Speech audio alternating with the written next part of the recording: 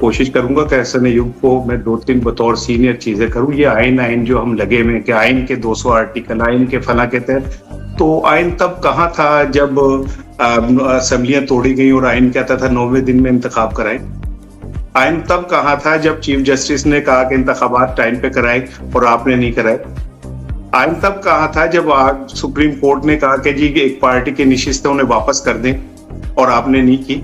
आइन तब कहाँ था जब इलेक्टोरल कॉलेज मुकम्मल नहीं था और आपने चेयरमैन सेनेट भी बना लिया और सदर भी बना लिए। आइन तब कहाँ था जब एक सूबा बार बार ये कहता रहा कि हमारे हक तल्फ किया जा रहा है और हमारे जो अरकान है उनको वो अब नहीं दिया जा रहा और वो जो उनका हक है।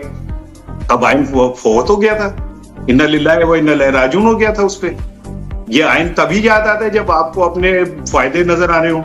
यह आइन तभी आपको याद आता है जब आपने आइन के नाम के ऊपर छुरी फेरनी हो।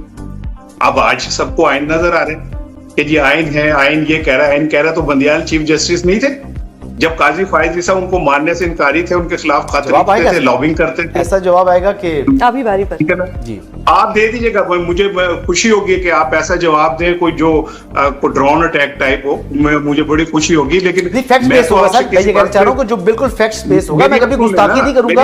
अगर मैं आपको सीनियर कहता हूं भाई राणा साहब, मैं आपको सीनियर कहूंगा तो कभी भी आपसे गुस्ताखी नहीं। मैंने आपकी बात बड़े तहम्मुल से सुनी है ना, मैंने आपकी बात सुनी है। मुझ पे पीका ऑर्डिनेंस तो ना लगाए ना कि मेरी जबान ही बंद कर दें।